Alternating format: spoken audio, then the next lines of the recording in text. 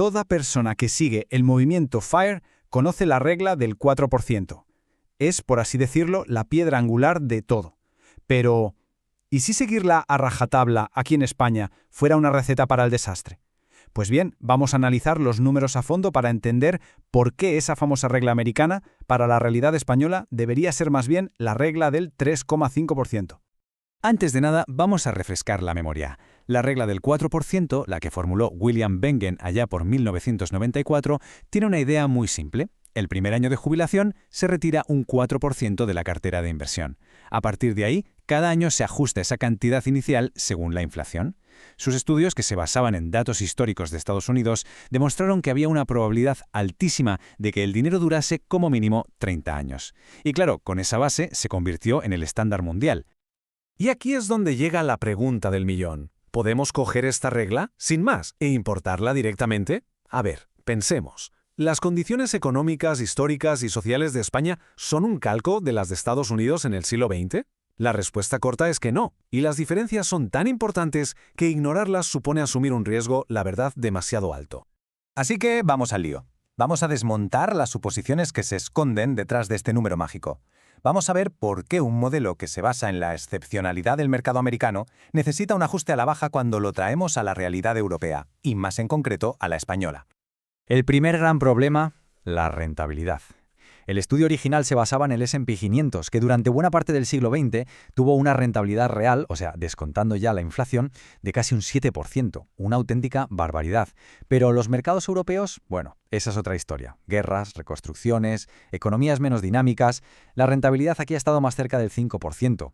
Y ojo, que esa diferencia de un par de puntos compuesta a lo largo de décadas es un abismo. Es literalmente la diferencia entre el éxito y el fracaso de un plan de retiro.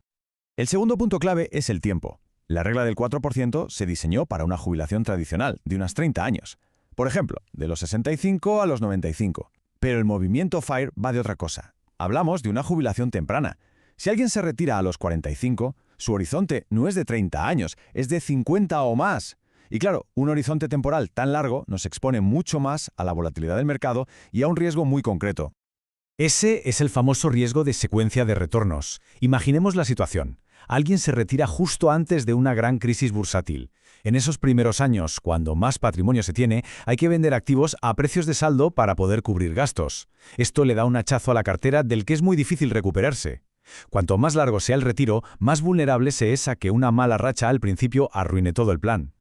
Y por si fuera poco, el mundo de hoy no tiene nada que ver con el de 1992. Los tipos de interés de los bonos, que antes eran un colchón seguro y rentable, llevan años por los suelos.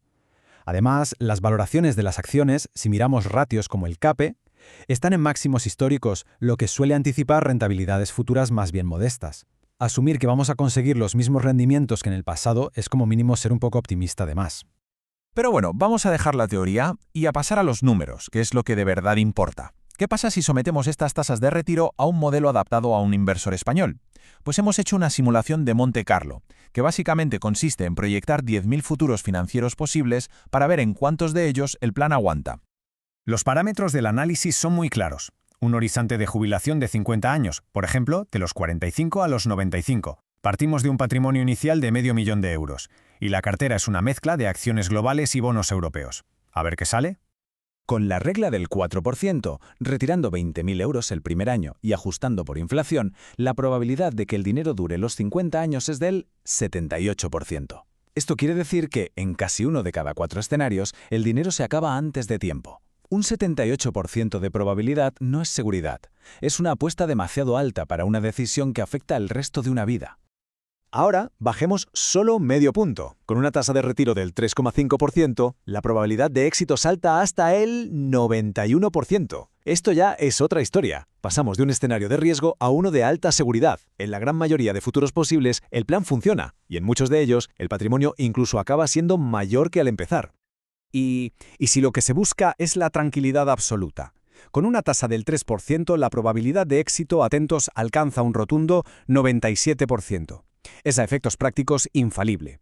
Este es el número para quienes quieren dormir por las noches sin ninguna preocupación financiera, da igual lo que haga el mercado. Así que este es el quid de la cuestión. El equilibrio. Para conseguir esos 20.000 euros anuales, la tabla nos enseña el coste de la seguridad. Pasar del arriesgado 4% al seguro 3,5% requiere acumular unos 71.500 euros más. Y para la máxima seguridad del 3%, la cifra sube hasta los 667.000 euros. Al final es un intercambio directo, más años de trabajo y ahorro a cambio de una jubilación muchísimo más segura. Por todo esto, la vía del 3,5% se posiciona como el nuevo estándar de oro para la comunidad FIRE en España. Es que ofrece un equilibrio fantástico entre un nivel de seguridad muy alto y un objetivo que se puede alcanzar.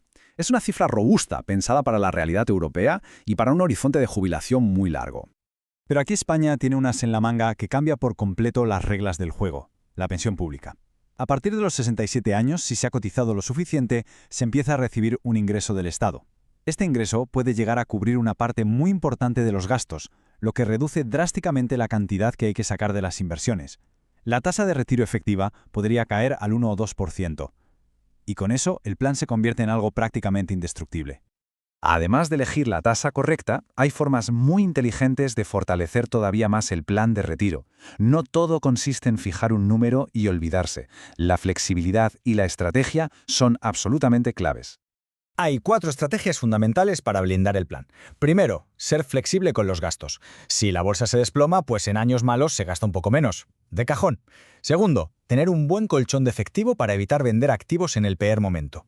Tercero, no descartar tener pequeños ingresos con trabajos esporádicos en los primeros años.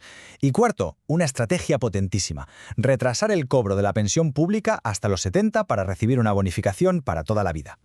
Al final, todo se puede resumir en esto. Ese pequeño ajuste, de un 4% a un 3,5%, puede parecer una tontería, pero ese medio punto porcentual, proyectado a lo largo de 50 años de jubilación, es la línea que separa la tranquilidad de la ansiedad, la seguridad del riesgo, es la diferencia entre un plan bien construido y una simple esperanza. Así que, la pregunta final no es cuál es la regla correcta, sino, más bien, qué nivel de riesgo puede asumir cada plan. ¿Se prioriza la máxima seguridad con un 3%? ¿Se busca el equilibrio robusto del 3,5%? ¿O se acepta el riesgo de un 4%, confiando en la flexibilidad y en esa red de seguridad final que es la pensión? La respuesta a esa pregunta es la que define el camino hacia la independencia financiera.